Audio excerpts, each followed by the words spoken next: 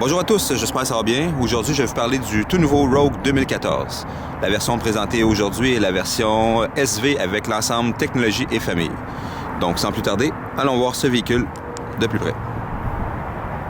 Le Rogue nous revient complètement changé pour 2014. Rappelez-vous, la première génération a été introduite sur le marché en 2008. Donc, 2008 à 2014, on a un bon 5-6 ans. Donc, une refonte était vraiment due. Ce qui est intéressant cette année, par contre, c'est qu'on a droit à deux configurations. Au niveau des places assises, on a droit à un 5 et un 7 passagers. Donc, la version aujourd'hui présentée est la version SV avec l'ensemble technologie et famille, qui inclut entre autres le système de navigation, le toit ouvrant panoramique, ainsi que l'ouverture du haillon électrique et d'autres petites choses que je vais vous montrer plus en détail. Ce véhicule est muni du système d'entrée sans clé Nissan. On appuie une fois sur ce bouton. Deux bips indiquent que c'est verrouillé. On appuie une seconde fois, un bip indique que c'est déverrouillé. La couleur extérieure de ce modèle d'essai est argent éclatant. Couleur intérieure noire, tissu, charcoal. Le siège du conducteur est à commande réglable, électrique, avec à 4 positions, avec un support lombaire électrique également. On a la transmission, la seule transmission disponible est la transmission CVT à variation continue, fidèle chez Nissan. Dans la portière du conducteur, on retrouve applique de cuir ici.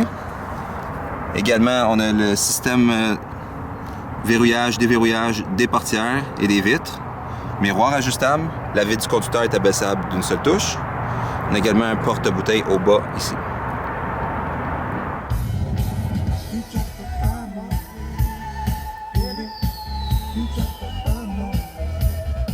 Pour démarrer le véhicule, ce véhicule est muni d'un système de démarrage chantelé, comme la plupart des véhicules Nissan. On a simplement qu'à appuyer sur ce bouton avec le pied enfoncé sur le frein pour démarrer le véhicule.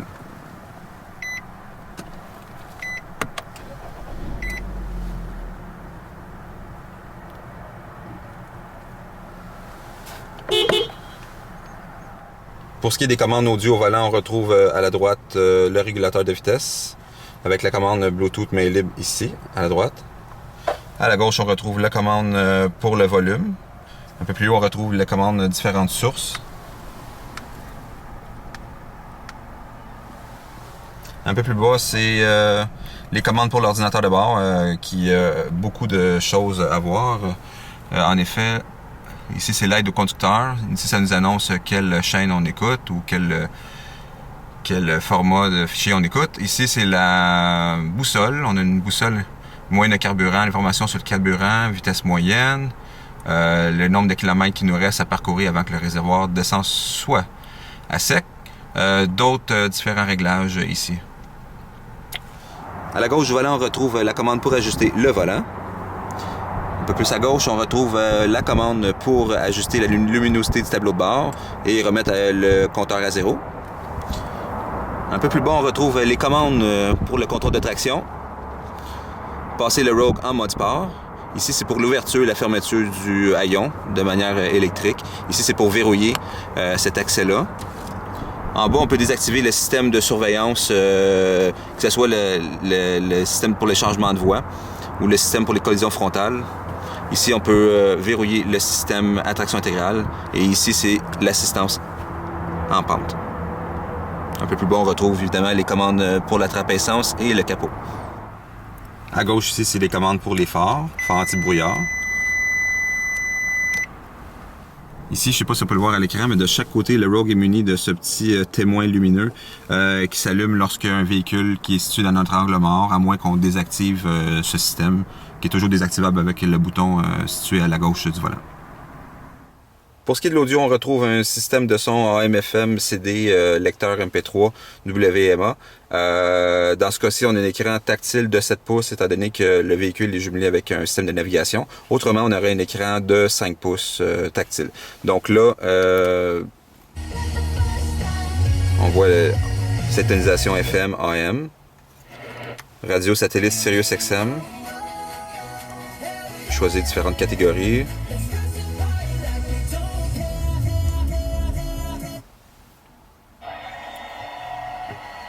Voilà, ici le bouton, je ne sais pas si on peut voir à l'écran, CD, auxiliaire ici. Ici, c'est le système de navigation avec différentes options points d'intérêt, la page suivante, les intersections, carnet d'adresse, la carte. On a également le système de surveillance de périmètre. Là, ça c'est le vol à vue d'oiseau. Donc on voit le périmètre alentour du véhicule. C'est très le fun quand on se stationne, c'est très pratique. Donc la vue à droite, à gauche, en avant et en arrière.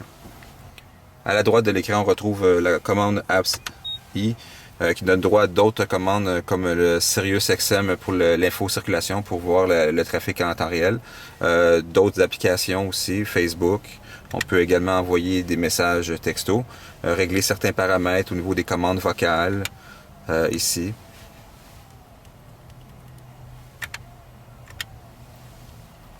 En bas de la chaîne audio, on retrouve les commandes de chauffage et de climatisation, différentes intensités, différentes zones, température. Un peu plus bas, on retrouve la prise USB que je parlais tantôt avec une prise auxiliaire ainsi qu'une prise 12 volts. Pour ce qui est de la transmission, c'est une transmission de type CVT à variation continue. Nissan excelle à ce chapitre-là avec cette transmission. Donc, on a également la caméra de recul. On a juste à se mettre de reculons. Et on a plus qu'une caméra de recul, évidemment, le système de surveillance de périmètre. Donc, les pare-soleils ici. On a également les lumières ici, les lumières pour le dôme, toutes les lumières. Donc, comme je parlais tantôt pour l'ouverture du toit qui est panoramique.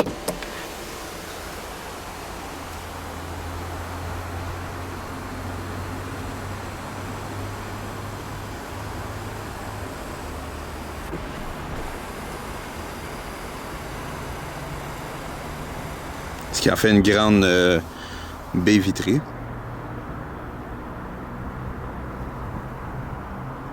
On peut également tilter le toit, tout simplement. Pour ce qui est des rangements, à l'avant, on retrouve le porte-bouteille dans la portière passager ici, pour le coffre à gants. Au centre, au tableau de bord. Dans le milieu, on retrouve deux porte-verres, en passant les bancs chauffants à 2 intensités pour le conducteur et le passager. Ici, on retrouve une prise 12 volts. Accoudoir qui se sépare en deux.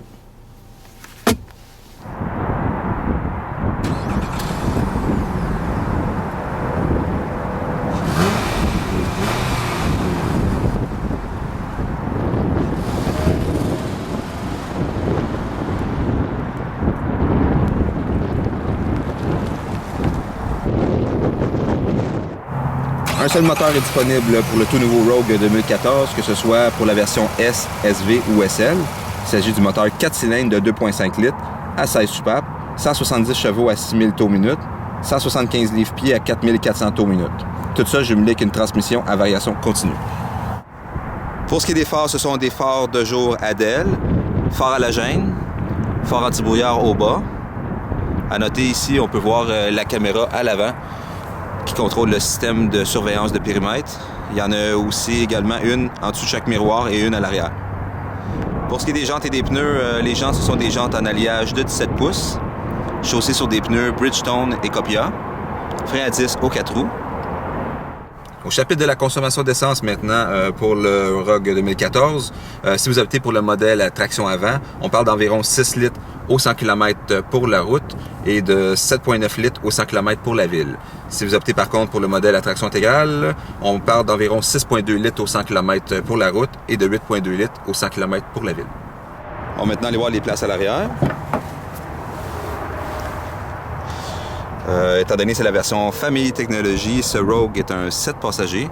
Autrement, ça serait un 5 passagers. Donc, toujours un porte-bouteille dans les portes à l'arrière. Un peu de rembourrage de cuir ici. Dans les bancs conducteurs passagers à l'avant, on retrouve une pochette. Voilà ici. La banquette du centre est une configuration 40-20-40. On peut également baisser ça 60-40. Pour la configuration de la banquette en 40-20-40, je vais faire une démonstration. On a également un porte-verre au centre. On peut également faire un 60-40 en abaissant le siège ici. Et il faut tirer la sangle qui se situe juste ici. Voilà, pour faire un plancher plat. On fait la même chose de l'autre côté. On a également le système EasyFlex, un peu comme dans le Pathfinder de Nissan, qui nous permet d'accéder à la troisième rangée de sièges. On a un levier ici. Je ne sais pas si on peut le voir ici. On a juste à tirer ce levier et pousser sur le banc pour le glisser par en avant pour avoir un peu plus d'espace. Comme je mentionnais tantôt, une fois la banquette avancée, on a accès à la troisième rangée de sièges. Pour rabattre à plat complètement la troisième rangée de sièges, on a qu'à tirer sur ces sangles ici et de pousser sur chaque banc. Comme ça, on peut faire la même chose avec la deuxième rangée de sièges pour faire un plancher plat. Étant donné que ce Rogue est doté de l'ensemble technologie famille, on a le droit à l'ouverture du coffre d'une seule touche avec la télécommande, ou on peut également l'ouvrir par l'intérieur. Voilà. On peut également baisser le haillon avec le bouton qui est situé juste ici. Quand je parlais tantôt des caméras situées en dessous de chaque miroir, les voici ici. On a également des clignotants à DEL dans chaque rétroviseur qui sont en passant chauffants.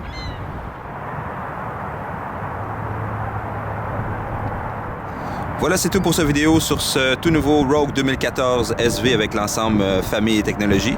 Ici Sébastien Malo qui vous parle et ne manquez surtout pas nos prochaines vidéos. Sur ce, je vous souhaite une bonne route